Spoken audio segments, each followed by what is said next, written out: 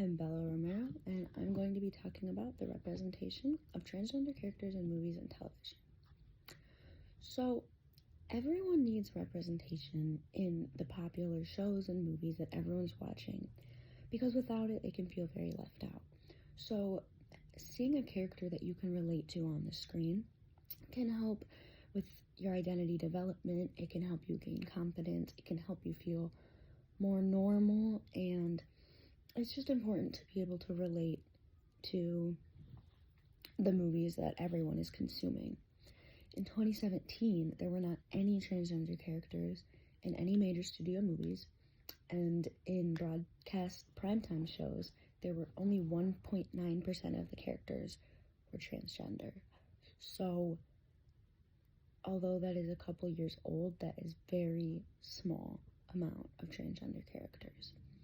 So, even when there are transgender characters, especially when you go back in time, a lot of times they're more of a mockery than representation. For example, to depict a trans woman, they would just have a cis man play the role and then dress up and just kind of act goofy. So that representation is just harmful, and it just contributes to the problem and makes things worse. So, transgender people and characters are severely underrepresented in media, and it adversely affects the members of the transgender community. So, in the TV show Pose, they dive into the ballroom culture in New York City in the 1980s and 90s, and they show all of the oppression that everyone had to go through and just all of the constant obstacles that they had to face, especially HIV, because it was a very taboo thing to talk about it still, but it was a very relevant disease, especially in the LGBTQ community. So, the good thing about this show is that it was very popular, but they had several transgender characters and actors. So, the audience of the show includes a lot of cisgender people as well, and they're attracted to this show because of the colorful lights and the fun performances that they see.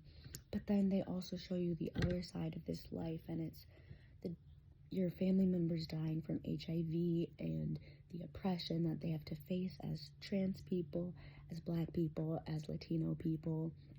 And it's just a really beautiful TV show. And I think this show really started to change the game, because it showed us that we can have trans representation. It can be positive, it can be beautiful, and it can still be a very popular and successful show. So in Divinas Divas and Bixa Travesti, they're both documentaries about transgender people and drag queens in Brazil and their performers.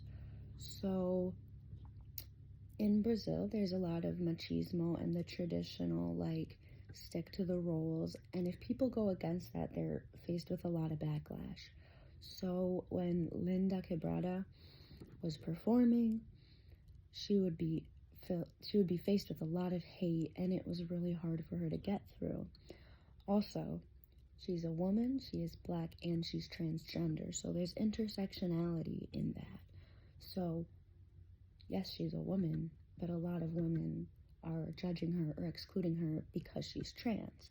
And yes, she's trans, but a lot of other trans people might be excluding her because she's Black. And yes, she's Black, but she might be more oppressed because she's trans. So all of these parts of her character work together in different ways, and every community that she's a part of and is supposed to be able to find comfort in, they're still attacking her, and she's being attacked from all ends. So it just shows the struggle of that, and it has some beautiful performances, and it's really inspiring to see her get through that. The next movie I want to talk about is called Talk to Me. It's a horror movie, and it's not about transgender issues at all. It's just a horror movie, but the important thing here is that there's a non-binary character, only referred to using they, them pronouns. Their name is Haley, and throughout the movie, they never once talked about Haley's past or their gender identity or anything like that. They're just referred to using they, them, and that's it.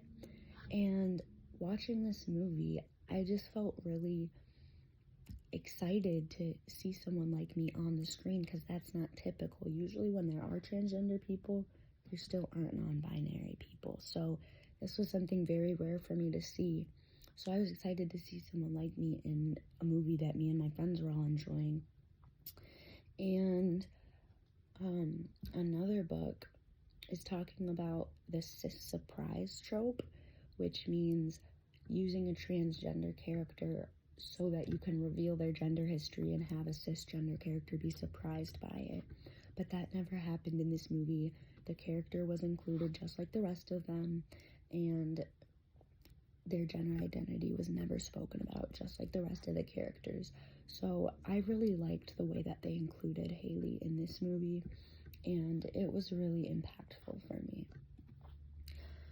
I read an edition of the magazine Variety called We Persist, where they interviewed 6 transgender actors, and they had a sort of roundtable discussion, and they were being interviewed, asked questions, and all of this, and they were able to share their experiences and the struggles that they've gone through.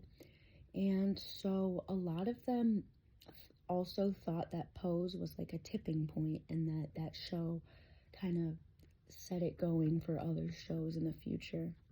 And also, one of the actors is Cher's son, and he acknowledges that he is a child of nepotism, but he is still faced with exclusion and oppression for being transgender, as are all of these actors. And some of them are very successful, but they've had to go through a lot of obstacles to get to where they are now. And there's such few opportunities for transgender characters. So these trans actors are usually auditioning for cis roles, because those are the only roles that are available. So it's really hard, and there really are not many opportunities at all. So being able to hear all of them talk about it and talk to each other was really cool. So although there is some progress happening, there is still such a lack of representation in movies and TV shows today. And also, someone could use this information and apply it to other areas like comic books or superheroes, anything really, because the lack of representation is everywhere.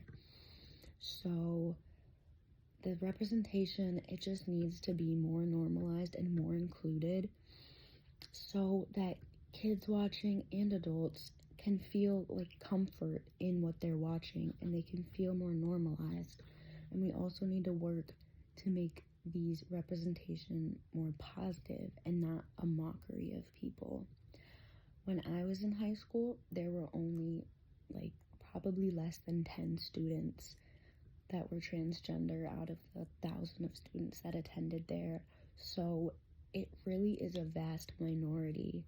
And whenever I would watch TV shows, movies, I would never see anything with anyone trans unless that was the main concept of the show or movie. So being able to see people like me in just a regular show that I'm watching is really comforting, and it can be really affirming, because not having any other trans people in your life, or having very few, can be disheartening, and it can be uninspiring. So it's really helpful to just be able to see people that you can relate to and that can understand you. So this representation is really important, and it needs to be more normalized, especially in popular media, and it just needs to be something that we start doing more.